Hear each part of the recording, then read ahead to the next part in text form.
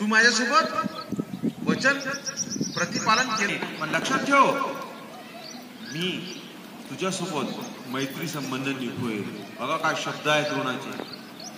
मी तुझ्यासोबत मैत्री. परंतु द्रोण निघाल्यानंतर द्रोण बंधूंनो घरी नाही गेला, राजकुमाराच्या शोधार्थ गेला आणि उत्कृष्ट राजकुमार कुठे मिळेल म्हणून तो हस्तिनापूरला आला असंही काही त्याच्यामधलं अंदरचं. म्हणून त्याने काय केलं की त्या ठिकाणी आवर्जून अर्जुनाला लक्ष ठेवूनच तो आलेला आहे. शक्रपुत्र अर्जुन जो आहे, इंद्रपुत्र, त्या अर्जुनाकडे तो पाहून आलेला आहे आणि त्याने या अस्त्रशस्त्र संचलन करताना अर्जुनाकडे विशेष लक्ष दिलेले आहे. आणि अर्जुनाला द्रौपदाच्या तोडीचा योद्धा बनवण्याच्या, कारण द्रोण आणि द्रौपद एका ठिकाणी शिकले त्यामुळे ते समान असे युद्ध कलेमध्ये निपुण आहेत, परंतु याहीपेक्षा आपला शिष्य आपण अधिक निपुण बनवू म्हणून त्यांनी अर्जुनाला विशेष त्या हेतूनेच बनवलं. म्हणे त्या हेतूनेच अर्जुनाकडे पाहिलं आणि पर्यायही तसाच आहे, त्याने अर्जुनाला तसंच घडवलं. आणि या ठिकाणी अर्जुनासोबत पांडवांना शिकवत असताना हा जो द्रोणाचार्य आहे, हा द्रोणाचार्य चांगल्या पद्धतीने अस्त्रशस्त्र विद्या कौरव पांडवांना शिकू लागला. अरे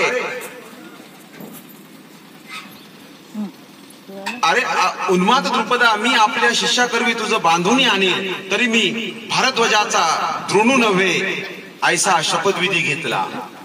भारद्वाज पुत्र जे सप्त ऋषी होऊन गेले त्यामध्ये भारद्वाज नावाचा एक ऋषी आहे आणि हा भारद्वाज नावाच्या ऋषीचा पुत्र आहे द्रोण. म्हणून मी भारद्वाजाचा पुत्र नव्हे असं त्यांना शपथ घेतला.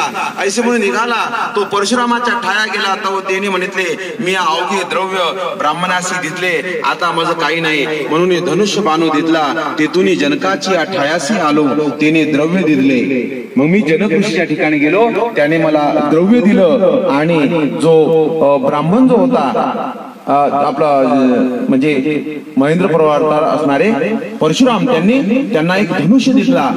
म्हणजे माझ्याकडे द्रव्य नाही, मी द्रव्य ब्राह्मणाला दान केलं, माझ्याकडे धनुष्य आहे तो घेऊन टाक. आणि जनकाच्या ठिकाणून द्रव्य घेतलं आणि आता माझं काही नाही, माझं द्रव्य संपल्यामुळे मी पुनश्च तुझ्याकडे येत आहे. मग तिथं आलो तरी हेतुकीची प्रयोजन जे माझ्या शिष्या हाती द्रुपदू बांधून आणावा. मी अर्जुनाला घडून, मी माझ्या शिष्यांना घडून, मला फक्त जिवंत द्रौपद पाहिजे, बाकी मला काही नाही पाहिजे. एवढ्यासाठीच मी या विद्यार्थ्यांना शिकवण्यासाठी आलेलो आहो असं त्याने म्हटलं. आणि भीष्माने त्याचं स्वागत केलं.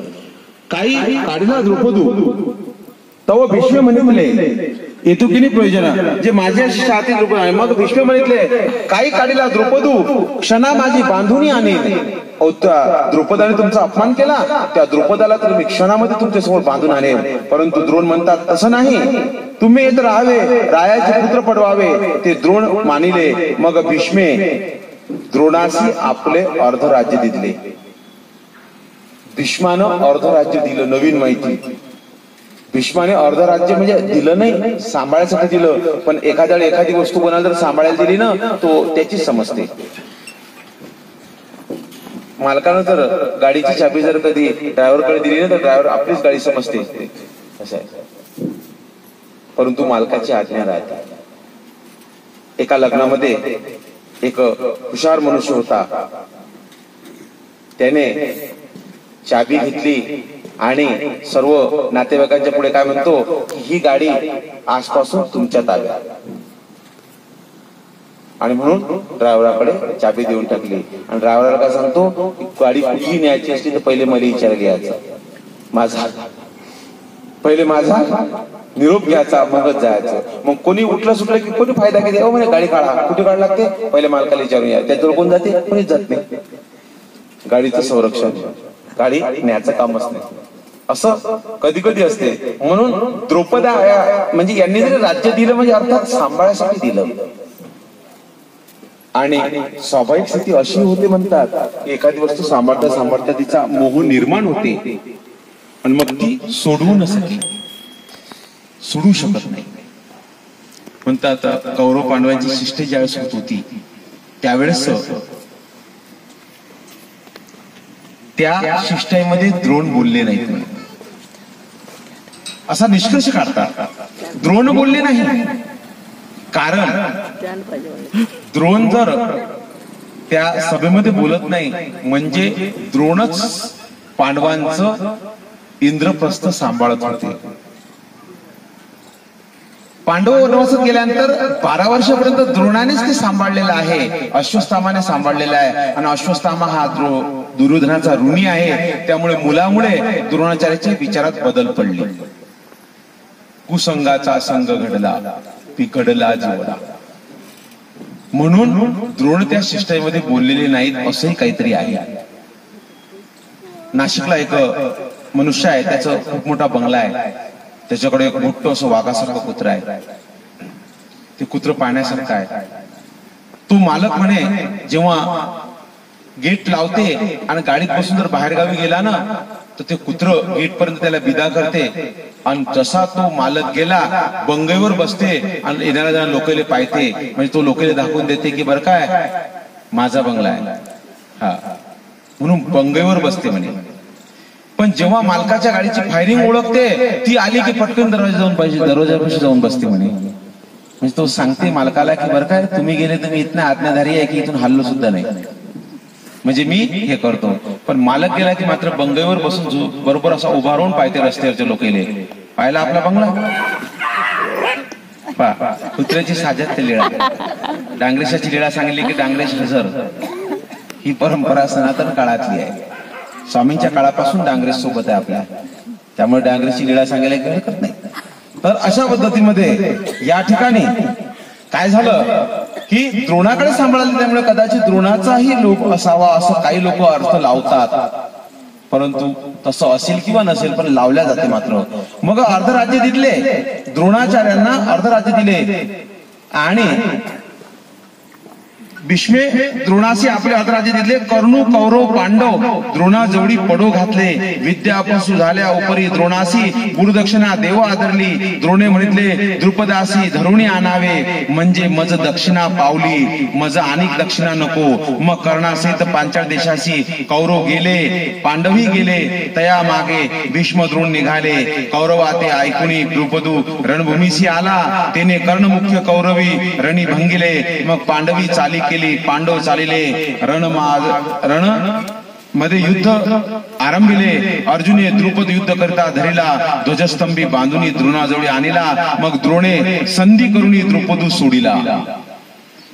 मग काय झालं पहिले कौरव आणि कर्णासह कौरव गेले. परंतु अहंकार जो असते हा काही महत्वाचा नसते. काही सुझाव घेतला नाही, काही माहिती घेतली नाही. कारण या ठिकाणी माहिती घ्यायला पाहिजे की द्रुपद आणि द्रोण एकत्र शिकलेले आहे. द्रुपदाला परास्त कसं करावं याचा काही सुझाव घ्यावा तो काही घेतला नाही. गेले आक्रमण केले. तो बलाढ्य होता. त्याने यांना लगेच युद्धामध्ये बंदी बनवलं. हे आपला अस्तव्यस्त केलं, निशस्त्र केलं आणि हे कौरव पडून आले म्हणे. मग पांडव गेले. पांडवांचं युद्ध त्यांच्यासोबत सुरू झालं. आता पांडव जे होते ते पराक्रमी होते. त्याच्या जाण्याच्या अगोदर म्हणतात अर्जुनाने द्रोणाचार्याची भेट घेतली आणि द्रोणाचार्याला म्हणतो की गुरुदेव तुम्ही गुरुदक्षिणामध्ये आम्हाला द्रुपद मागत आहात आणि द्रुपदाला बंदी बनवून तुमच्या समोर आणणे माझं कर्तव्य आहे. परंतु मी तुम्हाला विनंती करतो की तुम्ही द्रुपदासोबत गुरुकुळामध्ये एकत्र राहिलेले आहेत. तर द्रुपदाचा वीक पॉइंट काय आहे तो सांगा. युद्ध कला करताना युद्ध खेळताना याला म्हणतात शिष्य योग्य गोष्ट विचारून घेणे. तेव्हा द्रोण म्हणतो अर्जुना तू बरोबर विचारलंस. द्रुपदाच्या अवतीभोवती जोपर्यंत सैन्य आहे तोपर्यंत त्याचा कॉन्फिडन्स आत्मविश्वास हा प्रबळ असतो. म्हणून तू काय कर त्याच्या अवतीभोवतीचं सैन्य पहिले वीरगतीला प्राप्त कर. जेव्हा द्रुपद एकटा बळेल त्यावेळेस त्याचा कॉन्फिडन्स तो हारतो, त्याचा आत्मविश्वास कमी होतो आणि तू आक्रमण कर आणि त्याला आपल्या रथावर घेऊन ये. अर्जुनाने तसंच केलं. त्याच्या भोवतालचं सैन्य पहिले त्याने दिव्य बाणाने नष्ट केलं आणि द्रुपदाला आव्हान केलं आणि आपला रथ द्रुपदाच्या रथाला भिडवला. आणि द्रुपदाला जेव्हा त्याने 2 हाताने उचलून आपल्या रथावर टाकलं त्याच्या भुजामध्ये प्रचंड बळ होतं म्हणे. म्हणून त्याला त्या ठिकाणी बल महाबाहू असं विशेषण भगवंतांनी गीतेमध्ये वापरलेलं आहे. महाबाहू, भुजांमध्ये प्रचंड बळ आहे, म्हणून महाबाहू असं त्याला गीतेमध्ये अनेक विशेषणापैकी एक विशेषण देवाने वापरलेलं आहे. कुरुप्रवीर, कुरुकुळामध्ये अत्यंत प्रकर्षण वीर असणारा तो कुरुप्रवीर. सव्यसाची, डाव्या हाताने उत्कृष्ट बाण सोडणारा सव्यसाची. किरीटी, विशेष मुकुटधारी, अशी त्याची विशेषण आहे. व्याघ्र पुरुष म्हणजे पुरुषामध्ये व्याघ्र, असे वेगवेगळे विशेषण त्याचे आपल्याला पाहायला मिळतात. त्यापैकी महाबाहू आहे. आणि त्याने ज्या वेळेस असं उचललं द्रोणाला दोन्ही हाताने आणि आपल्या रथावर घेतलं, त्यावेळेस म्हणतात त्याच्या हाताची मजबूती द्रोणाने लक्षात घेतली, द्रुपदाने लक्षात घेतली. आणि आणून द्रोणाच्या पुढे त्याला बंदिस्त टाकलं, बांधलेलं स्थितीमध्ये टाकलं. तेव्हा द्रुपदला द्रोण म्हणतो की हे द्रुपद आठव, गुरुकुळामध्ये शिकत असताना तू म्हटला होता की मी तुला अर्धराज्य देऊन आपल्या समान बनवेल, तू माझ्यासोबत वचन निभवलं नाही. पण हे लक्षात घे, आज मी तुला जिंकलेलं आहे, त्यामुळे तुझं संपूर्ण राज्य माझं झालेलं आहे. परंतु तू माझ्यासोबत मैत्री निभवली नाही, मी तुझ्यासोबत मैत्री निभवेल. मी या संपूर्ण तुझ्या राज्याचं विभागन करेल. तुझं राज्य आता माझं झालं, त्यापैकी अर्ध राज्य मी तुला देईल आणि अर्ध माझ्याकडे ठेवेल. तुझ्याकडे 1000 हत्ती आहेत तर 500 तुझे आहेत, 500 माझे आहेत. तुझ्याकडे 10,000 गायी आहेत तर 5 तुझ्या आहेत, 5 माझ्या आहेत.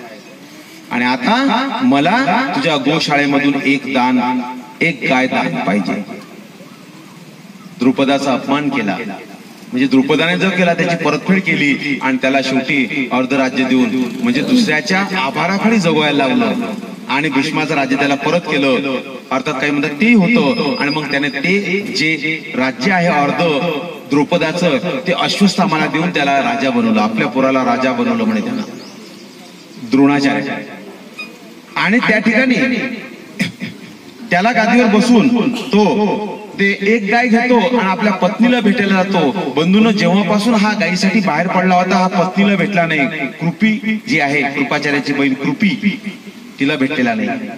आणि एक गाय घेऊन हा कृपीकडे जातो आणि म्हणतो, बघ तू मला गाय आणायला लावली होतीस ना अश्वत्थामासाठी, तर मी गाय आणली. कदाचित वेळ लागला पण मी आश्वासन पूर्ण केलं, कारण वेळावर माझं काबू नाही आहे.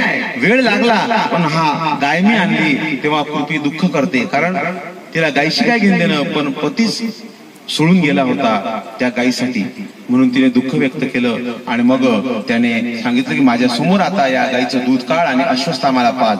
ज्या दुधासाठी तो हट्ट घेत होता ते दूध मी आणलेलं आहे.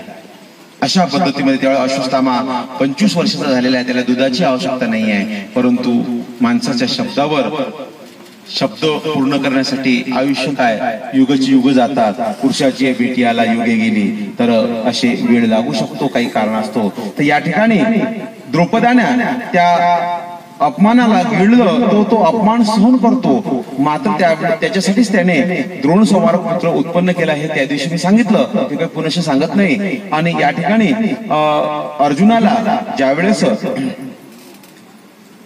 त्याने बंदी बनवल्यानंतर अर्जुनाच्या हाताची पकड लक्षात घेता ज्यावेळेस द्रौपदीचं स्वयंवर रचलं म्हणतात, द्रौपदी स्वयंवर करायचं, तर हे स्वयंवर अर्जुनाच्या व्यतिरिक्त कोणीही जिंकलं नाही पाहिजे.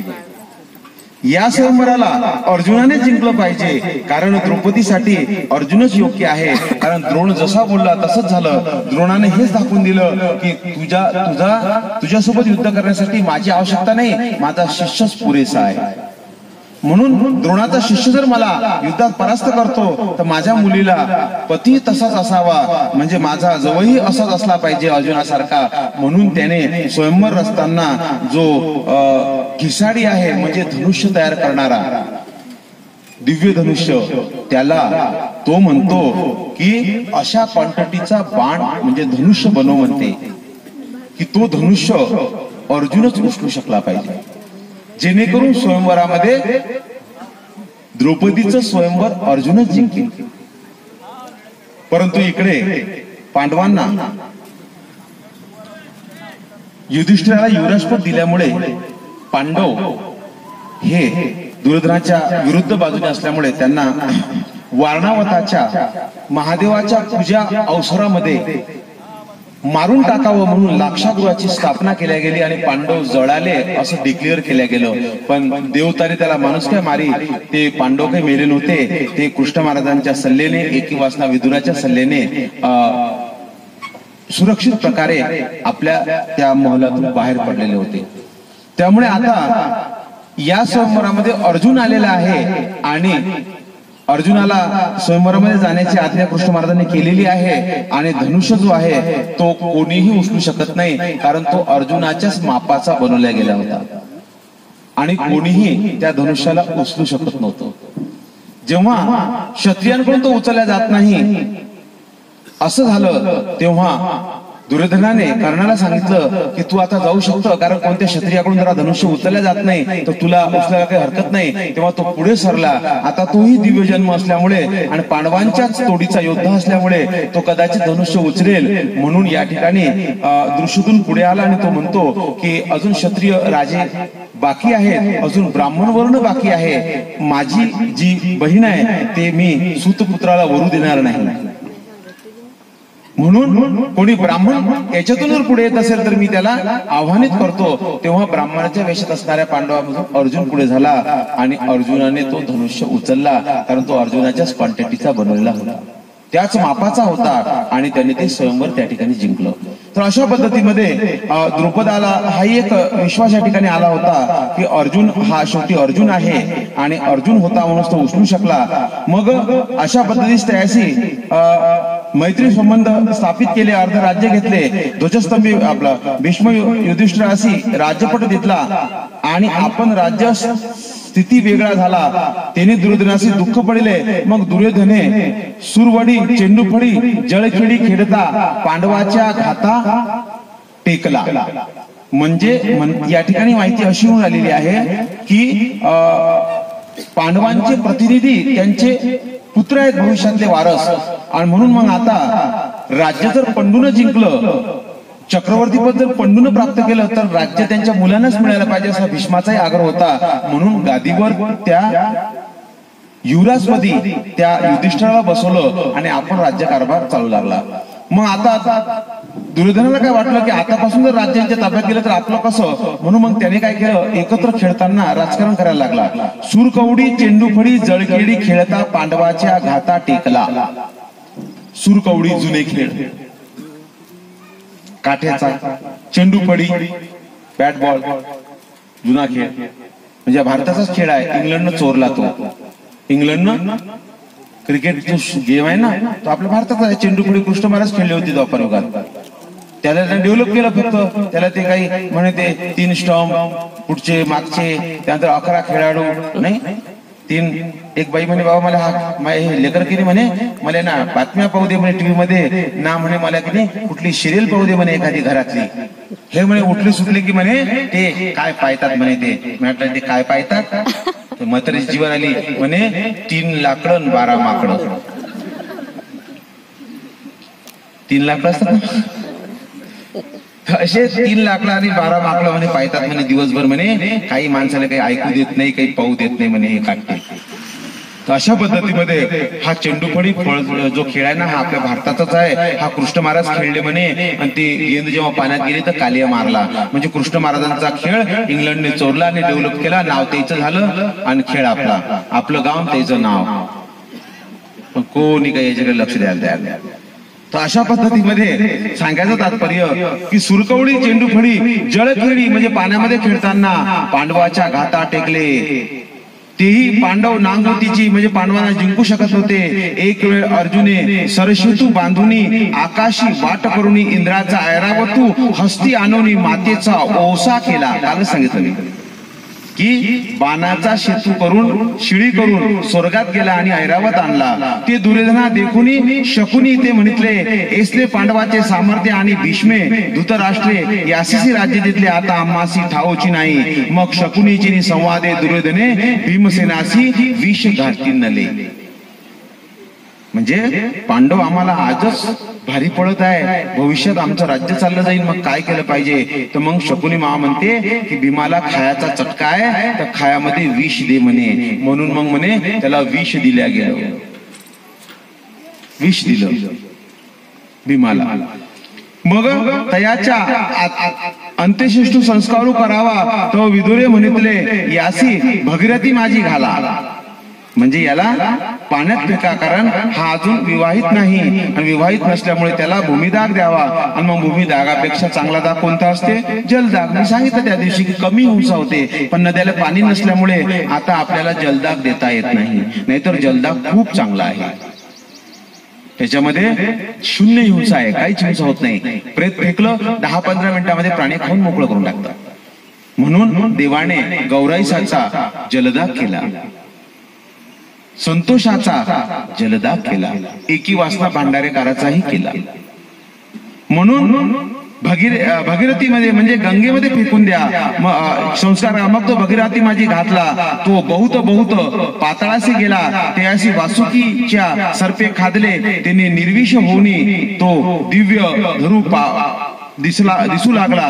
ते अशी शोधे आपली कन्या, ते अशी शेषे आपली कन्या दिली. आणखी जास्त माहिती मी तर त्या दिवशी सांगितलं की तो आतमध्ये गेला आणि कुंभ पिऊन तो बलाढ्य बनला. पण म्हणे इथं म्हणे शेषे म्हणजे सर्पाने आपली कन्या दिली. एवढ्या बालवयातच त्याचा विवाह केला आणि तिचं नाव म्हणे पद्मावती. आणि पद्मावतीचा एक पुत्र झाला म्हणे भीमापासून. त्याचं नाव म्हणे त्रिकांड बब्रू, बब्रुवाहन. बब्रुवाहन हा अर्जुनाचा पोरगा आहे आणि फक्त बब्रू हा भीमाचा पुत्र आहे. पण त्याच्या हातात 3च बाण होते आणि तो पराक्रमी होता, म्हणून त्याला त्रिकांड बब्रू म्हणतात. आणि तो मणिपूरची राजकुमारी चित्रंगदा तिचा पुत्र असल्यामुळे तो बब्रुवाहन आहे आणि हा त्रिकांड बब्रू आहे. असा दोघांमध्ये फरक आहे, लक्षात घ्या. नाही तर बब्रू नाव असल्यामुळे गोंधळ होऊ शकते. म्हणून हा पद्मावती पासून त्रिकांड बब्रू जन्माला आला. वासुकी आपली कन्या पद्मावती दिदली, ते तर भीमसेने प्रताप केला. अमृत कुंडीचे अमृतपान केले, ते तर भीमसेनासी महादेवे अष्ट सिद्धीला दिदली. म्हणजे महादेवापासून अष्टसिद्धी प्राप्त झाली म्हणे त्याला. येऊन आपल्या नगराशी आला वायसे पांडव, आपल्या नगराशी राज्य करीती. कौरव ते अशी देशू चाळती. एक वेळी मथुरीची चक्रवर्ती अक्रूराच्या घरा विजय केले. मग अक्रूरे षोडोपचारी बहुत भक्ती भावे पूजा केली आणि जाणविले स्तुती केले. म्हणजे सर्वप्रथम कृष्ण महाराजांचा आणि पांडवांचा मिलाप कसा झाला याच्यावर त्यांनी मूळ पीठिका या ठिकाणी अशी आणली की एक वेळ श्रीकृष्ण महाराज अक्रूराच्या घरा गेले. अक्रूर हे त्यांच्या वडिलाचे सन्मित्र आणि त्यांना ते काका संबोधतात. यांनीच कंसाच्या पुढे उभं केलं, त्यामुळे यांच्या नावाचा विरुद्धभास होतो की अक्रूर म्हणजे क्रूर नाही, पण मुळात ते क्रूर होते. त्यांनी कंसापुढे कृष्ण महाराजांना उभं केलं, पण वातावरण बदललं. कृष्ण महाराजांनी कंस मारल्यामुळे अक्रूराचा तो भाग लोक विसरून गेले, म्हणून ते अक्रूराला मानतात. आणि त्यांनी अक्रूराला विचारलं की तुमची तब्येत पाणी कशी आहे, कसं काय चालू आहे राज्य कारभार. तेव्हा अक्रूराने सांगितलं की सध्या मी कौरव पांडवांमध्ये विवाद फार ऐकून राहिलो आतापासून. मग अक्रूरने षोडशोपचार पूजा केली, भक्तिभाव केला. श्रीचक्रवर्ती अक्रूर पांडवात कौरवाची वैभवाची गोष्ट सांगितली. मग श्रीचक्रवर्ती हस्तिनापुरा पांडवासहित मूळ अक्रूर पाठविले. मग कृष्ण महाराजांनी हस्तिनापुराला पांडवासी मूळ अक्रूर पाठविले. म्हणजे पांडवांना निरोप देण्यासाठी अक्रूराला पुढे पाठवलं. आणि अक्रूराते म्हणितले कौरवाते शिकवा, पांडवाते न विरोधावे. मग अक्रूर निघाला, तो हस्तिनापुराशी गेला, तिथं भीष्माशी भेटला. मग धृतराष्ट्राशी भेटीनला. धृतराष्ट्र म्हणितले तुम्ही अवघी वैरू न करावे, संवादे वर्तावे. धृतराष्ट्र म्हणतो की तुम्ही यादव आहात, तुमचं आमचं वैर नाही, आपण समानतेचे आहोत, म्हणून आपण संवाद करू. धृतराष्ट्र म्हणितले हा दुर्योधनो माझे म्हणणे नाहीके.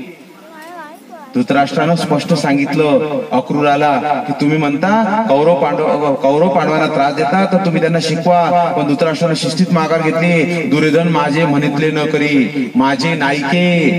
म्हणजे बापच म्हणते पोरगा मा म्हटलं नाही ऐकत नाही, आणि पोराला विचारलं की पोरगा म्हणते बाप मा म्हटलं नाही ऐकत नाही. आणि पोराच्या समोर बाप म्हणते या पोराला काही समजत नाही, आणि तो पोरगा मग तो बाप गेल्यावर म्हणते या बापाला काही समजत नाही. मग मी त्याला म्हटलं की तुम्हाला दोघेही चांगलं समजते, मलाच काही समजत नाही, मी चाललो. तर ऐसे असा प्रकार आहे सगळा चालू, म्हणजे कठीण परिस्थिती झालेली आहे. इथं तो स्पष्ट म्हणते की दुर्योधन माझे नायके, मग अक्रूर विदुरासी भेटी नला, ते तर पांडव संभोशिले, मग अक्रूर पांडवा ते कुंती सहित मथुरीशी घेऊन आला. मथुरीला घेऊन आले म्हणजे मामाच्या घरी आले ते. आता मामाच्या गावाला जाऊया म्हणजे मामाच्या घरी आले ते सगळेजण आता पांडव कुंती सहित. मग कुंतीया श्रीकृष्णजवळी अवघे कौरवाचे दुःख निवेदिले की हे कौरव महापुराले असे त्रास देतात, तसे त्रास देतात, तसे त्रास देतात, असं करतात तसं करतात. मग श्रीकृष्ण म्हटले आओ आंबे, तुझ्या पुत्रा जो वीरू चिंतेल तयाचा ठाव फेडी. तू काळजी करू नकोस, तुझ्या पुत्राला जो बी त्रास देईल ना त्याचा काटाच काढून टाकेल. हा खतरनाक काम आपलं. ऐसे नाभिकारू देतला या शब्दात श्रीसी तियेसी उत्तम प्रेम संचरिले. बघा हे तर माहितच नाही आपल्याला कोणतीला प्रेम कधी झालं.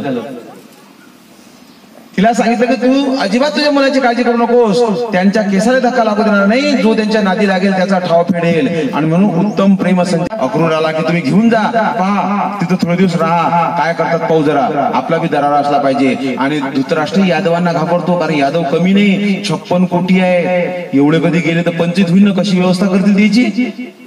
व्यवस्था करता येत नाही. इथं तर 4 पाहुणे आले की मागपले होते सगळं. शेंडे हाती गुळकार माती, पाणी गरम करतील तर थंड करतील, थंड टाकतील, दिवा दिसत नाही तर वात सरकत नाही, काय असे 25 होते ना, कठीणच काय आहे.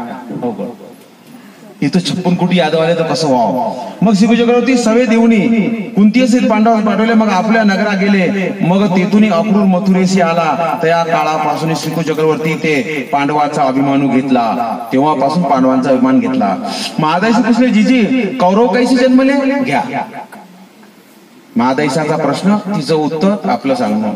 महादायशी पुसले जीजी कौरव कैसे जन्मले. सर्वते म्हटले यमुनेच्या तीरी दुर्वास तप करीत होता, तिथं सूरसेनाची कन्या पृथा, ती सूरसेनी कुंतीभोज राजाशी दिसली, त्याशी पुत्र नाही म्हणून कुंतीभोज राजे कुंती दुर्वासाच्या शुश्रूषे लागे ठेवले. केतुले एखादी एको वेळ दुर्वास गांधारीशी प्रसन्न झाला, गांधारीशी प्रसन्न झाला. बापरे. आणि तिने पुत्रा लागे गांधारीशी एकू शत मंत्र उपदेशिले. तो कुंती आली, त्या ते म्हणितले मग कुंती तू माग.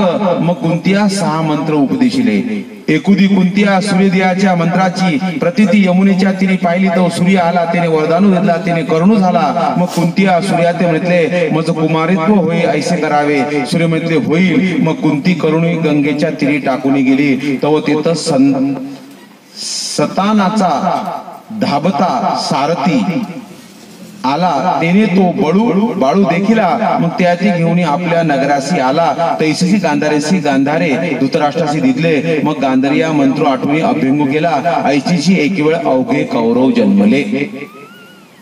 म्हणजे कौरव ही मंत्राचे होते असं हे चरित्रपाठ सांगतात. परंतु नेहमीच्या महाभारतामध्ये तसं नाही आहे.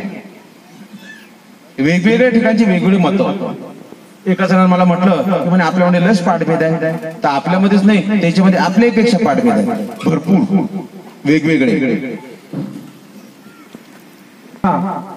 की गांधारीला शतमंत्र उपदेश असं म्हणतात, पण नेहमीच तसं नाही आहे. नेहमीच्या महाभारतात असं आहे की ज्यावेळेस युधिष्ठिरची गर्भधारणा झाली, निरोप येत होते राज्यात. गर्भधारणा जेव्हा झाली त्यावेळेस युधिष्ठिराची गर्भधारणा कुंतीच्या उदरात झाल्यानंतर जेव्हा गांधारीला निरोप भेटला तेव्हा तिला राग आला की मी मोठी असून मला अजून पुत्र नाही, आणि ही लहान असून हिची गर्भधारणा झाली म्हणजे आता हिला पोरगा होईल, म्हणजे राज्याचा वारस कोण होईल, हिचा पोरगा. म्हणून तिने काय केलं, व्यासाला आमंत्रित केलं, इन्व्हाइट केलं. कमसून इमिजिएटली ताबडतोब निघून या. आणि सत्यवती सांगून गेली होती महर्षी व्यासाला की हे तुझे वंशज आहेत, तसे माझे वंशज आहेत, तसे तुझे वंशज आहेत, यांना सांभाळ, यांच्या सुखदुःखामध्ये सामील होत जाय. आणि त्या मातेच्या आज्ञेने तो आला. आल्यानंतर कुंतीने आपला गांधारीने त्याला म्हटलं की हे बघ म्हणे मी मोठी आहे तरी सुद्धा मला अजून गर्भधारणा नाही, आणि ती लहान आहे, तिला गर्भधारणा झाली. युधिष्ठिर गर्भामध्ये स्थिरावला म्हणजे त्याचा गर्भ वाढायला सुरुवात झाली, आणि मला अजून बाळ नाही. आज भविष्यात जर मला बाळ होईल बी तर ते लहान राहील, तो राज्याचा अधिकारी होणार नाही. पहिली गोष्ट मला बाळ होण्याची संभावनाच नाही. काहीतरी शापित आहे, शापित वंश आहे असं म्हणायला काही हरकत नाही. कारण भीष्माचं राज्य बळकावलं सत्यवतीमुळे, आणि सगळं तिथं पितृदोष लागला, ज्याला पितृदोष म्हणतात. तुमची कुंडली नेली ब्राह्मणाकडे, तिथं म्हणते पितृदोष आहे तुम्हाला, हा असा काहीतरी दोष असते, त्याच्यामुळे असं काहीतरी होते, म्हणजे मुलंच होऊन नाही राहिले.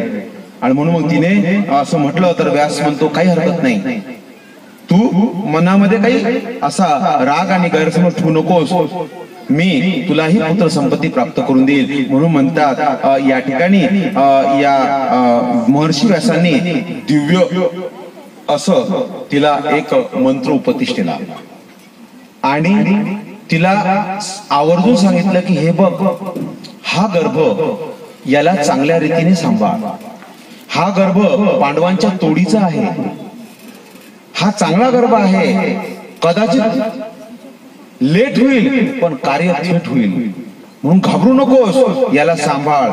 आणि तो तिला दिला, तिला गर्भ स्थिरावला. पण काय झालं, इकडे युधिष्ठिराचा जन्म झाला, 9 महिने 9 दिवस भरले तरी गर्भ बाहेर येत नव्हता. आणि मग स्त्रिया म्हटल्या की त्यांच्यामध्ये एक द्वेष असते भयंकर, इंटरनल, दाखवत नाही पण असते, जलन ज्याला म्हणतात. आणि मग माझा पुत्र जन्माला येत नाही, आणि युधिष्ठिर दिवसेंदिवस मोठा होऊन राहिला. मग युधिष्ठिर जर मोठा होईल, खूप मोठा होईल, तर तो मोठा या नात्याने तोच अधिकारी बनेल, माझ्या पुत्राचं कसं म्हणून. आणि सोबत याचे शब्दही होते, पण शब्दाकडे लक्ष नाही. 10 महिने झाले, 11 महिने झाले, 12 महिने झाले, शेवटी हिच्याकडून रावल्या गेलं नाही. हिला राग आला आणि म्हणे काय उपयोगाचं, काय उपयोगाचं, हे बाळ बाहेरच येत नाही, आणि माझं जर नावच मोठं करत नाही तर आता मीच याला काढते. म्हणून तिला राग आला. म्हणतात तर रागाच्या भरात तिने एक मुष्टिकेचा प्रहार, शस्त्राणी होती, ती ताकद होती तिच्या हातामध्ये. क्षत्रिया सुद्धा, त्या काळच्या राण्या सुद्धा पॉवरफुल होत्या म्हणतात. कैकेयीने म्हणजे युद्ध केलं दशरथासोबत. माद्री जी आहे ते उत्तम युद्ध करत होती म्हणतात, नकुल सहदेवाची माता, त्या काळच्या शस्त्रांना पॉवरफुल. आणि ही मणिपूरची राजकुमारी चित्रंगदा तर अक्षरशः संपूर्ण राज्याचं संरक्षण करत होती म्हणतात, जिला अर्जुनासोबत युद्ध केल्यानंतर अर्जुनाने तिचं कौतुक केलं की काय युद्ध संचलन नीती आहे म्हणून. म्हणून अशा शस्त्राण्या होत्या, त्या काही कमी नव्हत्या. तिची जोरात मुष्टिकेचा प्रहार पोटावर केला आणि गर्भ बाहेर पडला. परंतु बंधूंनो, हा गर्भ नव्हता, हा फक्त मांसाचा एक गोळा होता. आणि मग घाबरली, आणि मग व्यासाला परत आमंत्रित केलं. व्यास आले आणि व्यासाला सांगितलं की मी तुम्हाला पहिलेच बोललो होतो की लेट होईल पण थेट होईल, पण तुम्हाला अधीरता, स्त्रियांमध्ये असणारा दोष अधीरता, लवकरात लवकर कोणती गोष्ट ताबडतोब. मग म्हणे मग आता काय करू, म्हणे मी काहीच करू शकत नाही. नाही म्हणे, त्याचे पाय धरले, तुम्ही काही बी करू शकता, कारण तुम्ही महर्षी आहात, तुम्ही काय नाही करू शकत. ऐसा उमेठा शब्दिवानीला, त्याला रसभरी शब्दाने स्तुती केली. शेवटी मग व्यास म्हणतो काय हरकत नाही, ठीक आहे, आता मी उपाय सांगतो.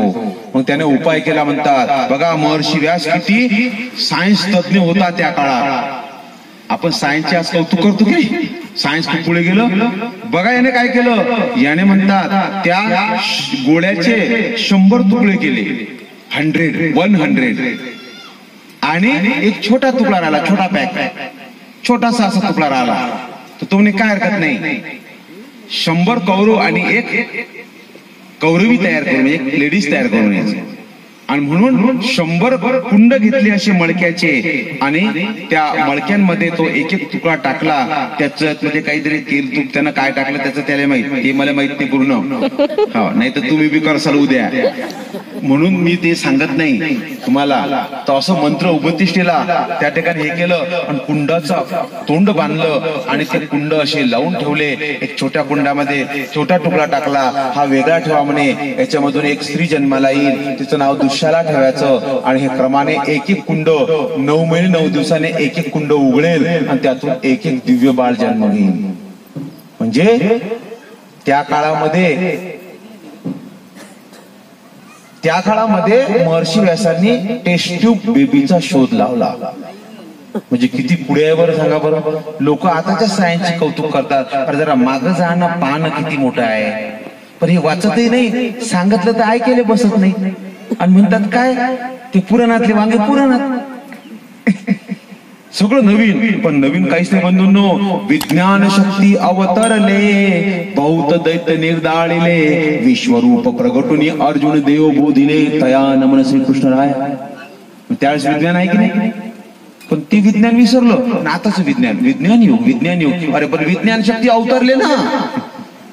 800 वर्षापूर्वी देवाचा शब्द आहे ना, विज्ञान शक्ती अवतरले, विज्ञान शक्ती खेळी नले, देवाचे शब्द आहे, पण लक्ष नाही आहे. हो, सायन्सच्या पुढे सुद्धा अध्यात्मक आहे. हे तर जाऊ द्या, हे तर तुम्ही माणसाला आजही शोध लावला, पण एवढा मोठा शोध की जो अजून कोणी लावू शकले नाही, तो म्हणजे बळराम दादाचा. बळराम दादा कोण आहे? कृष्ण महाराजांचे 7व्या नंबरचे भाऊ, आणि कृष्ण महाराज 8वे आहे. तर जेव्हा 6 बालक कंसाने मारले, तेव्हा वसुदेव बाबाची पहिली पत्नी आहे म्हणे रोहिणी, देवकी दुसरी आहे बरं काय, रोहिणी पहिली आहे. तर तेव्हा रोहिणीला हे माहित पडलं आणि ती भेटण्यासाठी आली. तर आल्यानंतर देवकीचा तिचा मिलाप झाल्यानंतर देवकी तिच्या गळ्यात पडून रडायला लागली की माझ्या पुत्राचं मुख मला पाहायला मिळत नाही, हा कंस मारून टाकतो, हा राक्षस माझ्या बाळांना संपून टाकतो.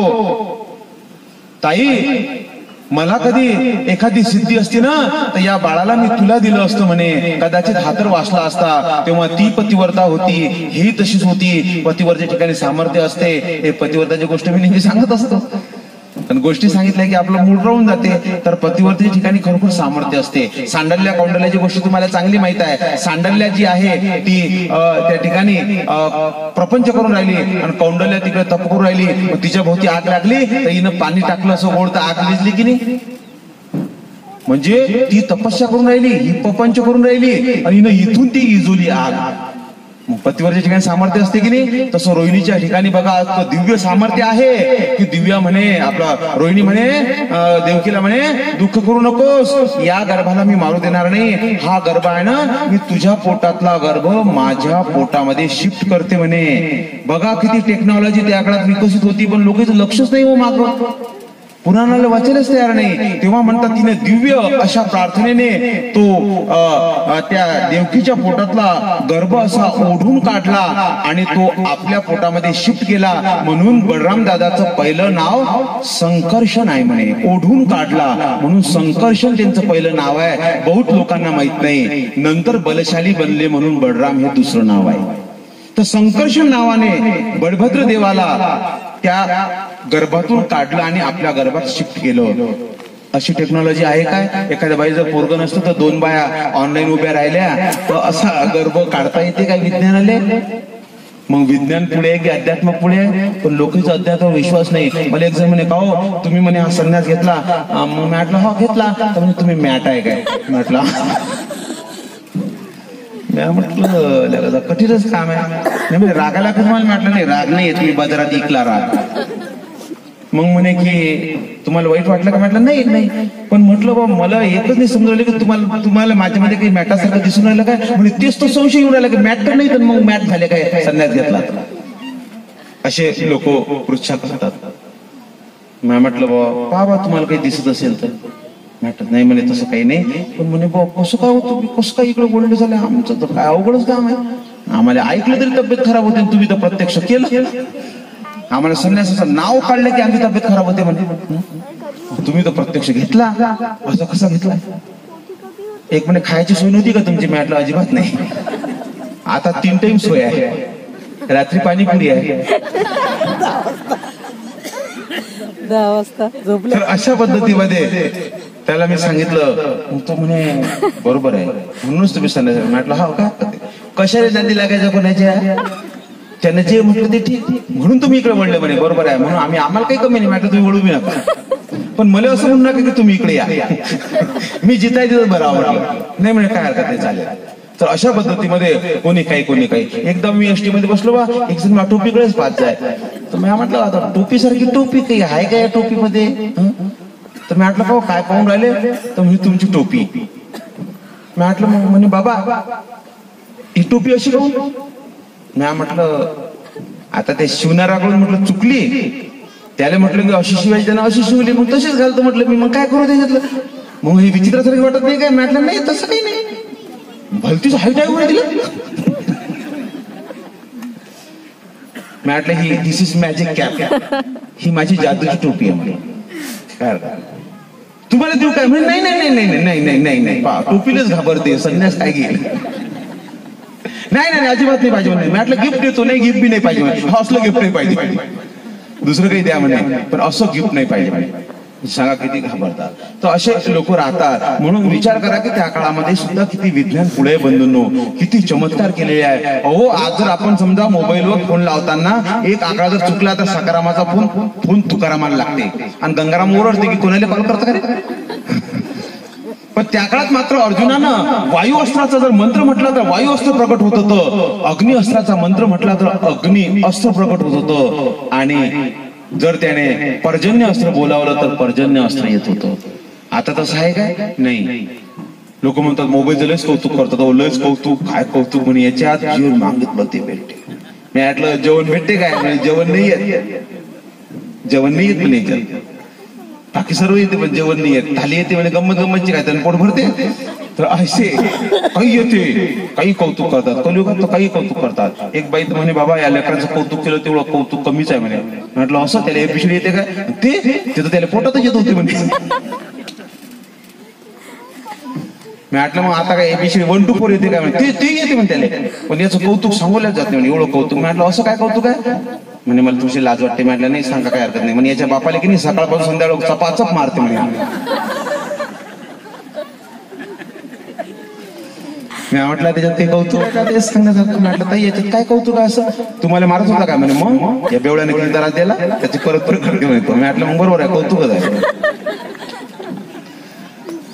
तर असे कौतुक करतात. काय कौतुक करावं हे समजत नाही. वेगवेगळे कौतुकाचे प्रकार, टाइप्स ऑफ कौतुक असं आहे. म्हणून विज्ञानाचं कौतुक केल्यापेक्षा आपल्या आध्यात्मिक शास्त्राचं कौतुक करा, जे नाही ते त्यात मिळते. अहो पुतना कुठे आहे माहिती नाही, पण कंस बाहेर येतो आणि पुतना प्रगट हो म्हणते तर पुतना प्रगट होते. म्हणजे किती मोबाईल पेक्षा किती पॉवरफुल आहे. इथं फोन केल्यानंतर तो 10-12 घंटे प्रवास करून मग येते. फोनवर त्याच्याशी कॉन्टॅक्ट होते, पण येते लवकर. विमान लावलं तर 2 घंटे. पण इथं म्हणे पुतना बोलावली हजर, अगासूर बोलावला हजर, बकासूर बोलावला हजर. किती पॉवरफुल आहे कंस. नाव घेतल्याबरोबर दैत्य तयार, आणि ते दैत्य चालला कृष्ण महाराजाला मारायला. कृष्ण महाराज किती मोठे मोठे दैत्य संपवले, किती मोठे मोठे राक्षस त्या काळात संपवले. सांगा बरं. इथं आज आपण युद्ध करतो याच्यापेक्षा त्या काळात युद्धनीती किती मोठी आहे, किती मोठं सैन्य कसं संपवलं. त्यांच्या काळात असं असताना सुद्धा त्यांनी वेगवेगळ्या अग्निबाणातून, पर्जन्य अस्त्रातून ते लोक संपवले. म्हणजे त्या काळातही विज्ञान प्रगती त्या ठिकाणी प्रसिद्धीला पावलेला आहे, पण आपलं लक्ष त्याच्याकडे नाही आहे असं म्हणायला काही हरकत नाही. आपण फक्त जे विज्ञान पाहतो त्याच्यावरच बोलतो, मागं पाहायला आपण तयार नाही असं या ठिकाणी म्हणायला काही हरकत नाही. महादाईचे प्रश्न जीजी हा भीष्म सर्वज्ञ म्हणजे 8 वसू मेरूच्या मादेश बसले जी हा भीष्म अवतार कौनाचा. तर याचं मी काल थोडा वर्णन केलं त्यामुळे सांगत नाही. मादेश बसले जी गंगा कौने शापिली सर्वमध्ये महादेवाच्या सभे अवघे देव ओळगे मिनले होते. तिथं भीष्म येणे नामे राजा ब्रह्मलोकी मुक्ती पावला होता. तो महादेवाच्या सभेशी गेला. तो तिथं विचित्र मळया निळू आला म्हणे, म्हणजे सुगंध आला म्हणे. तव तेने गंगेचा पालव परता सरला. ते देखून भीष्म तो महाभीष राजा कामातूर झाला. मग गंगाई ते संभव केले आणि तेही जाणून महादेवे दोहाते शाप दिला आणि तेने कारणे अदपात झाला. मग भीष्म तो शांतनुच्या पुत्र होऊन जन्मला. मग गंगा त्याची शांतनुची पत्नी झाली. त्याचे ठाई 8 वर्ष जन्मले. तो भीष्म देव तो अग्नीचा अवतार. नवीन माहिती अग्निवसू म्हटलेला आहे त्याला, परंतु तसं नाही. 8 वसू मधून नाही असं स्वामींचं म्हणणं आहे. भीष्मदेव तो 8 वसू आणि तुला 1 वसू परी शापा तो अदपात झाला. तर इथं अग्नीचा यांचं काही वेगळं संशोधन असेल, परंतु तो अग्नीचा नसून तो मुळामध्ये 8 वसू अंतुलच तो 1 वसू होता. तो ब्रह्मविद्या सिद्धांतानुसार शाप दग्ध विग्रह आहे. जर ब्रह्मणस्थेनं ब्रह्मणस्थेला शाप दिला तर फडिया सगळीत ब्रह्मणस्था खाली अवतरते म्हणे या भूतलावर मृत्यू लोकामध्ये. त्याला म्हणतात शापदग्ध विग्रह. जर जीवानं देवतेला शाप दिला तर फक्त फडियाच खाली येते, पण देवतेने जर देवतेला शाप दिला तर फडियासोबत ब्रह्मडस्था खाली येते, त्याला म्हणतात शापदग्ध विग्रह. तर गंगा भीष्म हे शापदग्ध विग्रह आहेत. मात्र जय विजयी शापदग्ध विग्रह आहेत, पण जय विजय फक्त फडियेच खाली आलेले आहेत, कारण ते सनकादिकाने शाप दिला होता आणि सनकादिक हे जीव होते, म्हणून जीवाने जर देवतेला शाप दिला तर फक्त फडियाच खाली येते असा ब्रह्मविद्या सिद्धांत आहे. मात्र देवतेने जर शाप दिला, या ठिकाणी महादेवाने शाप दिला, त्यामुळे महादेव ही ब्रह्मडस्थ आहे, तिने शाप दिल्यामुळे त्या ठिकाणी दोघांनाही फडियासोबत खाली यावं लागलं. म्हणून भीष्म आणि गंगा जी आहे दोन शापदग्ध विग्रह आहेत. त्यानंतर ब्रह्मविद्या सिद्धांतानुसार रामचंद्र आणि परशुराम हे अज्ञान विग्रह आहे आणि रेणुका आणि बळभद्र देव हे ज्ञान विग्रह आहेत. ज्ञान विग्रह संपूर्ण सामर्थ्य घेऊन येत असते. ज्ञान विग्रह हा विद्या आणि स्थिती दोन्हीचं दातृत्व करते. शाब्दग्ध विग्रह आणि अज्ञान विग्रहाच्या ठिकाणी फक्त स्थितीचा अधिकार निष्पन्न होतो. मात्र या अशा ज्ञान विग्रहाच्या ठिकाणी विद्येचाही अधिकार निष्पन्न होतो. तर असे ब्रह्मविद्या सिद्धांतामध्ये हे शाब्दग्ध विग्रह म्हणून या दोघांची गणना त्या ठिकाणी केली जाते आणि ते शाप पूर्ण करण्यासाठी या भूलोकावर अवतरलेले असतात आणि आपला शाप पूर्ण करतात अशी माहिती या विग्रहाच्या रूपाने या ठिकाणी स्वामींनी दिलेली आहे. आणि स्वामींच्या सांगण्यावरून अशा शाब्दग्ध विग्रह जो आहे तो अज्ञान विग्रहासारखाच असतो. त्याला माहिती काहीच नसते, व्यवहाराचं ज्ञान त्याला फक्त असते, बाकी सखोल ज्ञान त्याला नसते. मात्र ज्ञान विग्रहाला संपूर्ण ज्ञान असते. संपूर्ण ज्ञान असणारा विग्रह जशी रेणुका म्हणजे एकवीरा, माहूरची देवी, तर तिचं नाव रेणुकाच आहे, पण तिने एकूण 7 पुत्रांना जन्म दिला. त्यामध्ये एक महावीर पुत्र तिचा आहे परशुराम, म्हणून एका अशा वीर पुत्राला जन्म देणारी माता, म्हणून तिचं टोपण नाव आहे एकवीरा, एका वीर पुत्राला जन्म देणारी. तर अशा पद्धतीमध्ये ही रेणुका जी आहे ही ब्रह्मविद्या सिद्धांतानुसार ज्ञान विग्रह आहे, त्यामुळे हिला सगळं बरोबर कळते. अगोदर हिने परशुरामाला सांगितलं की आम्हाला कोरी भूमिकेमध्ये आमचा अंतिम संस्कार कर. तेव्हा तो म्हणतो, माते कोरी भूमिका मला कशी काय माहित, कारण मी तर अज्ञान आहे, मला त्याच्याविषयी समजत नाही. तेव्हा तिने सांगितलं की तू दत्तात्रय महाराजांना शरण जा, दत्तात्रय महाराजांना विनंती कर, आणि दत्तात्रय महाराज जर म्हणे देतील तर आम्हाला कोरी भूमिका मिळेल आमच्या निक्षेपासाठी. तेव्हा तो म्हणतो, माते दत्तात्रय महाराज काय आलतू फालतू आहे, अदृश्य राहतात, त्यांची की ब्रह्मन मोठा आहे म्हणे, माऊला निद्रा करतात, कोल्हापूरला भिक्षा मागतात, वाराणसीला स्नान करतात, बद्रिकाश्रमाला तत्वज्ञान सांगतात, मी त्यांना कसं काय ओळखू, कसं काय समजू. तेव्हा तिने म्हणतात वाढलेलं काष्ट दिलं, बांबू दिला, बांबू बासळा, आणि म्हणे जा या आम्हाला कावडीमध्ये घे आणि या तुझ्या कावडीला कोंब फुटतील म्हणे. तिनं ज्ञान सांगितलं, कारण ज्ञान विग्रहाला जाणीव असते, त्रिकाळ ज्ञान असते, समोर काय होते अगोदरच कळते, आणि म्हणून ज्ञान विग्रह बरोबर सगळ्या गोष्टी करतो म्हणे. आणि म्हणून मग जेव्हा दत्तात्रय महाराजांची आणि परशुरामाची भेट झाली, परशुरामाची भेट दिली ती पार्थ्याची निवेशे. कोण्या वेशानं? पार्थ्याच्या वेशा. अलर्काची भेट दिली मातंगाची निवेशे. दत्तात्रय महाराज वेगवेगळे टाईप्स ऑफ वेगवेगळे वेश आहेत त्यांचे, प्रत्येक भक्तासाठी वेगवेगळा नवीन असा वेश, असा एकाच वेशात भेट देत नाही ते, वेगवेगळा वेश. आणि ज्या भाग्यवंताला जर कधी ऋषी वेशात भेट झाली तर तो कोरा असेल तर ज्ञान, प्रमादी असेल तर देवविद्या, यापेक्षा कमी अधिकार असेल तर संत फळे झाल्याशिवाय राहणार नाही, सिद्धी सामर्थ्य प्राप्त झाल्याशिवाय राहणार नाही, कारण अमोघ दर्शन. तर या ठिकाणी कावडीला कोंब फुटेल असं म्हटलं आणि दत्तात्रय महाराजांनी त्याला पारध्याच्या वेशामध्ये भेट दिली, आणि जशी भेट झाली तशी अक्षरशः कावडीला कोंब फुटले. निर्जीव सुद्धा सजीव होतात ज्यांच्या दर्शनाने, त्यांना म्हणतात दत्तात्रय महाराज. आणि कोंब फुटले आणि त्याच्या लक्षात आलं की दत्तात्रय महाराजांचा साक्षात्कार झाला. पण इकडे तिकडे पाहतो तर कोणीच नाही, मात्र दुरून थोड्या अंतरावून पारध्याच्या वेशामध्ये कोणतरी चाललेलं आहे. त्याच्या लक्षात आलं की हे दत्तात्रय महाराज असले पाहिजे. तो पुढे धावत गेला, कावडी ठेवली आणि दत्तात्रय महाराजांना साष्टांग दंडवत घातला. दंडवत म्हणतो आणि म्हणतो, देवा आपण श्री दत्तात्रय महाराज, आम्ही पारधी असे हीन, तू ब्राह्मण, आम्हाला स्पर्श करू नकोस. लोकांनी जर पाहिलं ना तुला वाडीत टाकतील आणि तुझे ममचे वांदे होतील सगळे.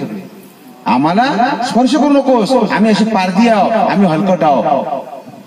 तेव्हा तो म्हणतो, जीजी तुम्हीच दत्तात्रय महाराज. दत्तात्रय महाराज लवकर भेट देत नाही, देतात ते असं काहीतरी मनातच काही बोलतात. अजिबात म्हणे आम्हाला स्पर्श करू नकोस.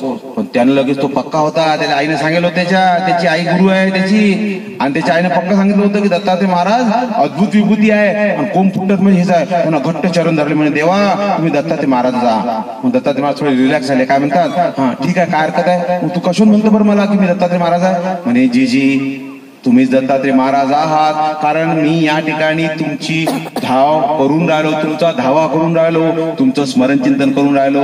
आणि जर मी तुमचा नंबर लावतो तर दुसऱ्याचा फोन दुसऱ्याला कसा काय लागेल. मी जर तुमची आराधना करू राहिलो तर तुम्हीच माझ्या समोर येसाल. आणि कावडीला कोंब फुटले माझ्या आईनंच सांगितलं. दत्तात्रय महाराज असं ठीक आहे, मग बरोबर आहे तुझं म्हणणं, काय हरकत नाही. मग म्हणे प्रगट झाले ऋषी वेशामध्ये त्या ठिकाणी, आणि म्हणे माग काय पाहिजे, म्हणजे हे माझे माता पिता आहे. याला त्या उन्माद असा तुमचा तो शिष्य म्हणे सहस्रार्जुन, त्याने यांना मारलं. देव म्हणतात बरोबर आहे, माझ्या लक्षात आलं, मी त्याला सांगितलं होतं की असं करू नकोस, श्री ब्राह्मण गायला त्रास देऊ नको, पण त्याने तसं केलं. आता त्याचं पाण्यात देऊळ गेलं, त्याचं काही खरं नाही, आता तो मरणार. पण तुला काय पाहिजे तर म्हणे माझ्या आई वडिलांना निसले भूमी संस्कारू करावा. निसले म्हणजे जिथं कोणत्या जीवाला दफन केलं नाही, जिथं कोणता जीव प्रमादी झाला नाही, जिथं संवार होत नाही. वेगवेगळे अर्थ केले वेगवेगळ्या विद्वानांनी. आणि जिथं जडत्वाचा जीव संपादत्व केला गेला नाही, अशा निसले भूमी संस्कारू व्हावा. देव म्हणतात काही हरकत नाही, तथास्तु. मग देव गेले आणि मूळदरी मूळ पिटिका संस्कारू केला. मूळदरी मध्ये गेले. कोणती मूळदरी आहे काय माहिती. एक जण म्हणे मला तुम्हाला माऊरले न्यायचं म्हणे. मी म्हटलं मी येतच नाही. आणि का बरं म्हटलं देवांना नाही सांगितलं. मग मला मूळदरी कोण सांगेल. म्हटलं मूळदरी तू या बापाला दिसत नाही, कुठे आहे मूळदरी दिसत नाही, मूळपिठी दिसत नाही. तर चरित्री पाठी शब्द आहे मूळदरी. मूळपिठी संस्कारू केला म्हणजे तिला संस्कार करायला लावला. त्या ठिकाणी जसं झालं म्हणे सर्व काही झालं. त्या ठिकाणी तिची स्थापना केली आणि देवानेच तिला वरदान दिलं म्हणे भोगा ते पाव. तू भोगाला पावशील, इथं प्रसिद्ध होशील, 3.5 पीठापैकी एक पीठ होईल. लोक तुझ्या यात्रेला येतील. म्हणजे देवतेलाही परमेश्वर आनंद देतात आणि मोठं करतात. देवाजवळ भेदभाव नाही. देवताही भक्त, जीवही भक्त. जीवांनाही मोठं करतात, देवतांनाही मोठं करतात. आणि त्या ठिकाणी आणखी तिला सुरा सिंचन केले, मांस वाहिले, किती पंचायत होऊन जाते. असं काही काही ऐकलं की काहीच काही. एक जण म्हणे बाबा असं काहीच काही केलं हो. मांस वाहिले, सुरा सिंचन केले आणि भोगा ते पाव ऐसे म्हणितले. देवानं असं नाही करायला पाहिजे. एक जण देवानं असं नाही करायला पाहिजे. देवाने काय आहे, देव भक्ताची जी इच्छा आहे ते पूर्ण करतात. तिची इच्छा देवानं पूर्ण केली. तिनं अंतःकरणातून इच्छा सांगितली देवाला, ते जाणू शकते. ते ज्ञान वेगळं होती. आपण काय जाणू शकतो. आपण तर मागोमागच बेजार आहे देवाले. एक जण हातात विळा घेते, हाताला विळा होईल मग विळा होईल. तो लय म्हणून राहिला. त्याला मी काय म्हटलं मला विळा होऊ देता काय. म्हटलं तुमची लयच मोठी प्रार्थना आहे. तुम्ही प्रार्थना नाही म्हणे, माझे एवढे प्रॉब्लेम्स आहेत म्हणे की मॅडम मला भाऊ दे, माझा प्रॉब्लेमच नाही काय. तुम्ही मोकळं होऊन जा म्हणजे. आणि तो ऑनलाईन उपास होता देवाचा म्हणे. काय काय मागत होता देवाला काय माहिती. एक विडा, एका विड्यात किती मागते सांगा. कामं होतील का एवढे. एकाच वेळात असा म्हणजे त्याचं चालू होतं. मला काय वाटलं लिळा आठवण राहिला बा, कशा लिहायच्या लिळेमध्ये व्यक्त करा.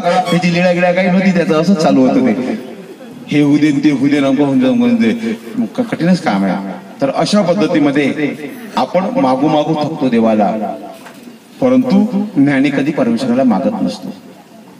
तोच ज्ञानी आहे. मागत असेल ना त्याच्यामध्ये काहीतरी कमतरता आहे, तो अजून पक्का नाही झाला, अजून दृढ नाही झाला, तो जरट नाही झाला, तो कोमळ आहे, कोमळ. वांचून ज्ञानी मागतच नाही. बाई भक्त आणि मागे एक दुसरे अर्थ आहे की भक्त आणि मागे म्हणजे परमेश्वराच्या विरोधात भक्त राहते काय ना. नाही, पण इथं नाही, खास अर्थ राहता भक्त आणि मागे. तो काही देवाला मागतो काय, अजिबात मागत नाही. तेव्हा जो मागते तो 2 नंबरचा सेकंड क्लास भक्त, फर्स्ट क्लास नाही. कारण देवच म्हणतात देव आणि भक्त आणि मागे. भक्त मागतो काय नाही, भक्त कधीच मागत नाही. म्हणून 1 नंबरचा भक्त मागत नसते. जो मागते तोही भक्त आहे बरं, त्याला मी भक्तिपदातून काढत नाही, पण तो सेकंड क्लास आहे म्हणे. आणि जो खेटा करते तो 3rd क्लास. आणि देवाले शिव्या देते तो 4थ्या पक्षाचा अधम. असे 4 भक्त. म्हणून भांडारेकर बघा, इंगळी दंश झाला, वेदना असह्य झाल्या, आणि देवाला म्हणतात काय की तुमचं आसन रचायला गेलो, इंगळी डसली, तुम्ही सर्वज्ञ, अगोदर माहिती द्यायला नाही पाहिजे का तुम्ही? पण नाही, देवाला काय म्हणतात, मी तुमची स्तुती करू. देवाला असं नाही म्हटलं त्यांनी की देवा मला इंग्लिश असली तर माझं विष निवारण करा, देवा तुमची स्तुती करू. स्तुती केली म्हणजे कर्मनाश होते हे त्यांना माहित आहे, म्हणून देवाला म्हणतात तुमची स्तुती करू. देव म्हणतात करू ना बा, मी एवढी मोठी सृष्टी रचली, कोणी माझी स्तुतीच करत नाही. मी एवढे कार्यक्रम करतो, मी एवढं मोठं हे करतो बा, सृष्टी जीव उद्धरण्याचं काम करतो, पण कोणी कौतुकच करायला तयार नाही म्हणे. उलट म्हणतात देवाने हे केलं, देवाने ते केलं, देवाने आमचं हे चुकवलं ते चुकवलं म्हणे. बोललेच लय खा लागतात म्हणे, बाबा काय करा, तू करशील तर कर स्तुती. म्हणून भांडारेकर म्हणतात जे काय हरकत नाही, कारण भांडारेकर जाणकार होते. जाणकार माणसालाच माहित असते, ज्ञानी माणसालाच माहित असते की स्तुती कशी करावी. तुझे गुण वर्णिताना सती डोंगर पापाचे विषाद भूमी मध्ये फुटती अंकुर मुक्तीचे दयाळा अंकुर मुक्तीचे. आणि देवाला म्हणतात मी तुमची स्तुती करेल. त्यांनी पाहिलं साप मरेल, लाठीनं तुटे, देवाची स्तुती होईल आणि विषय उतरेल, म्हणून स्तुती केली. इतकी सुंदर स्तुती केली, इतकी सुंदर स्तुती केली की आज त्यांच्या नावाने विंगुळी स्तोत्र प्रसिद्ध आहे. म्हणजे एका ज्ञानीला विंगळी डसली तर साहित्य जन्माला येते, आणि एका अज्ञानाला जर विंगळी डसली तर देवाला 100 शिव्या खा लागतात शिशुपाळासारख्या, आणि बोनस 101. म्हणून ज्ञानाचा जन्म किमती, त्याची अपेक्षा देव करतात. तर या ठिकाणी अशा पद्धतीमध्ये देवाने तिचा अंतिम संस्कार पूर्ण करून तिची मनोरथ पूर्ण केला आणि तिला वरदान दिलं. अशा पद्धतीचं हे रेणुकेचा अंतिम संस्कार प्रसंगाने सांगितला. ज्ञानविग्रहाचा आपली वेळ पूर्ण झालेली आहे, या ठिकाणी आपल्याला थांबायचं आहे. आपण या ठिकाणी कौरव पांडव आणि कृष्ण महाराजांचा मिलाप कसा झाला हे पाहिलं. सोबतच भीष्म आणि गंगा कशी अवतरली हे पाहिलं. तर आता पुढे आपल्याला जरासंधाची कथा पाहायची आहे. 39 चरित्र आपण जरासंधा चरित्रापर्यंत पोहोचलेलो आहोत. दुपारच्या सत्रामध्ये जरासंध कोण होता आणि जरासंधाची इतिहास काय आहे, आणि तो एक चक्रवर्ती राजा कृष्ण महाराजांच्या माध्यमातून पांडवांनी कसा जिंकला अभिमाने, त्याचं सविस्तर वर्णन दुपारच्या सत्रामध्ये पाहू. आता इथंच थांबतो आणि विराम देतो. श्री गोपाल कृष्ण महाराज की जय. सर्वज्ञ श्री चक्रधर स्वामी की जय. दंडवत.